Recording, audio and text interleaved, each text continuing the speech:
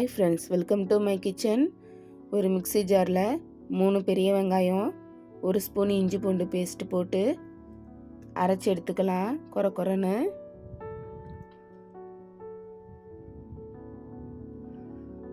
இப்போ பாருங்கள், இந்த பக்குவத்தில் அரைச்சிருக்கணும். கொரன்னு ஒரு பேனில் 5 ஸ்பூன் ஆயில் போட்டுக்கோங்க.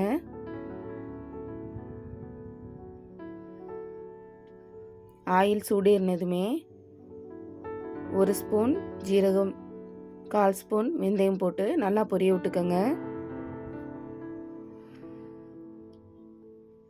பொரிஞ்சதுமே நம்ம அரைச்சி வச்சுருக்க இஞ்சி பூண்டு பேஸ்ட்டு போட்டு நல்லா வதக்கிக்கலாம். நல்லா வதங்கிடட்டும். அடி பிடிச்சிடாமல் வதக்கிக்கோங்க. இஞ்சி பூண்டு பச்சை வாசனை போகிற வண்டிக்கு வதக்கிக்கோங்க. இப்போ 5 பெரிய தக்காளி எடுத்து நறுக்கி வச்சுருக்கேன், அதையும் போட்டுக்கலாம். தக்காளி நல்லா வதக்கி விட்டுக்கோங்க.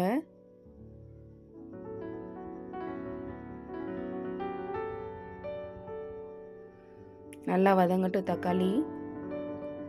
தேவையான அளவு உப்பு போட்டுக்கலாம்.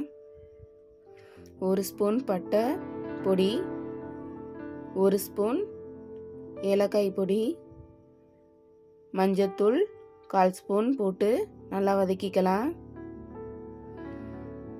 வேறு எந்த பொடியும் சேர்க்கணுங்கிற அவசியம் இல்லை. இதுவே நல்ல மணமாக இருக்கும், சுவையாகவும் இருக்கும். ஒரு தடவை இப்படி ட்ரை பண்ணி பாருங்கள். நல்லா வதக்கிக்கோங்க. பொடிகளோடைய பச்சை வாசனை போகிற அளவுக்கு நல்லா வதக்கிக்கோங்க. உங்கள் காரத்துக்கு தகுந்த அப்படி பச்சை மிளகா சேர்த்துக்கோங்க. இப்போ மூடி போட்டு வேக வச்சுக்கலாம் சிம்மில் வச்சு. 1 கப் தேங்காய் எடுத்து நைஸாக அரைச்சிக்கோங்க.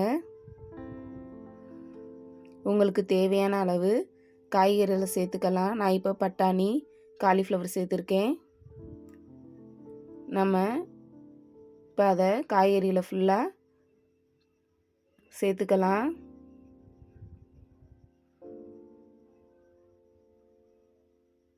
சேர்த்ததுமே கிளறி விட்டுக்கோங்க.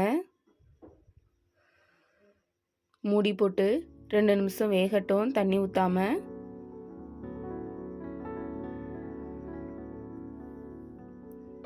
இப்போ திறந்துட்டு நல்லா இடையில கிளறி விட்டுக்கோங்க, அடி பிடிச்சிரும்.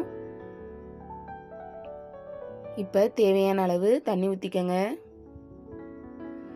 உங்களுக்கு கெட்டியாக வேணும்னாலும் கெட்டியாக வச்சுக்கலாம், தண்ணியாக வேணும்னாலும் தண்ணியாக அதிகமாக ஊற்றி வச்சுக்கலாம்.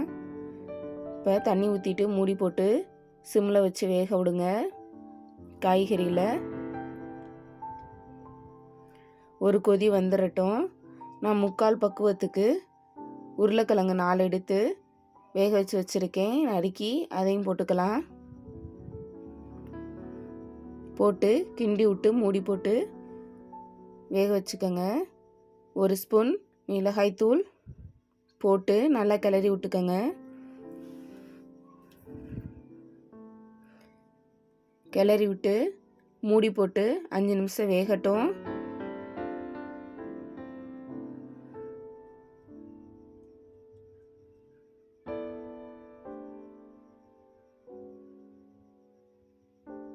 இப்போ நம்ம அரைச்சி வச்சுருக்க காய்கறி வெந்தப்புறம் நம்ம அரைச்சி வச்சுருக்க தேங்காய் விழுதை போட்டுக்கலாம். போட்டு நல்லா கிளறி விட்டுக்கோங்க. உங்கள் தேவையான அளவு நீங்கள் தண்ணி ஊற்றிக்கோங்க. கொதி வரட்டும். கொதி வந்ததுக்கப்புறம் மல்லித்தழை தேவையான அளவு போட்டுக்கலாம். அவ்வளோதான். பாருங்கள், நம்ம குருமா ரெடி ஆயிடுச்சு, வெஜிடபிள் குருமா. ப்ளீஸ் லைக் பண்ணுங்கள், ஷேர் பண்ணுங்கள், கமெண்ட் பண்ணுங்கள், சப்ஸ்கிரைப் பண்ணுங்கள்.